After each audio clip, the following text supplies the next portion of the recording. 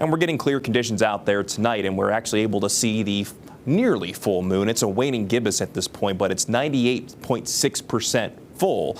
And Hal stepped outside in Tooele this evening and caught the moonrise, a really pretty view. So thanks for sharing that one. And we've seen some very pretty views of the moon over the last few days. And for those of you that really don't have any cloud coverage, it's going to be a relatively bright night tonight, albeit a cold one.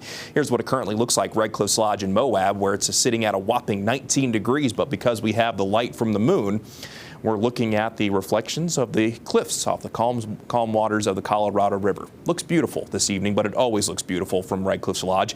Up in northern Utah, we do have a little bit more cloud coverage, but still a really pretty view nonetheless as we look out from Snow Basin at Mount Ogden. Temperatures at this point are mainly in the 20s and 30s for most. While St. George, before too long, we'll see that temperature drop into the 30s. And for tonight and tomorrow, we'll see a cold night tonight, maybe just a fraction warmer compared to what we saw this morning. And then tomorrow afternoon will be a fraction warmer compared to what we had this afternoon. And it will come with either partly cloudy to partly sunny skies. Mainly we'll see daytime highs in the 30s and 40s for most across the state until you get down into southern Utah, where we'll see a few more spots top out in the 50s. We'll go ahead and zoom things in here for a better perspective. Along the Wasatch Front, daytime highs in the low to mid 40s, which is about 5 degrees above our seasonal average.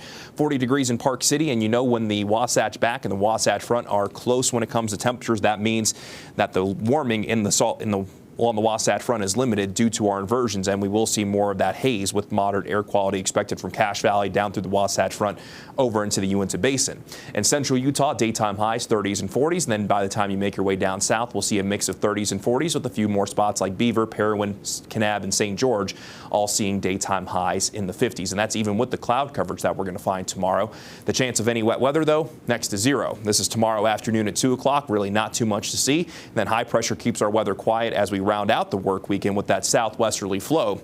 Our daytime highs will continue to climb.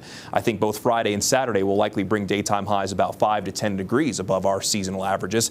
Then by Saturday into Sunday on New Year's Eve, as that high pressure moves out of the way, we could see a storm system sneak in from the west. Now, this is what we're going to call a splitting trough, where part of this system could actually move into southern Utah between Sunday and New Year's Day on Monday, which could bring us a slight chance of wet weather. And then from Monday into Tuesday, some more of that energy could arrive in the northern half of the state. So on Monday into Tuesday, we could add in some moisture across the state, including northern Utah. By no means is this a guarantee that we're actually going to see the wet weather play out, but that potential will at least exist. So we're trying to manifest it and maybe actually cash in on that moisture. Then as we look a little bit further down the road, there's a better chance that as we move into 2024, we could see that pattern begin to flip, especially by the middle of January, with a better chance of wet weather across the state. Of course, we'll just have to keep our fingers crossed. As for the New Year's forecast for Salt Lake City, we're still fine-tuning it, but either way we slice it, daytime highs will likely be above average, even though our daytime highs will start to trend down, and we'll add in that slight chance on New Year's Day in Salt Lake. But in St. George, we'll have that chance on New Year's Eve on Sunday, with daytime highs dialing back into the low and mid 50s after a few days in the mid to upper 50s,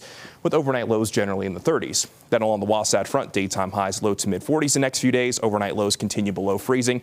Then we'll add in that slight chance on Monday and Tuesday. If we're not able to cash in on the wet weather, hopefully that at least clears out the haze, and daytime highs should be closer to where they should be for this time of year by the time we get into 2024. That's what we can ask for, right? The haze to be pushed out. We don't like that, because when Mother Nature keeps things quiet, the haze builds. The haze builds. All right, well, thank you for that, Thomas.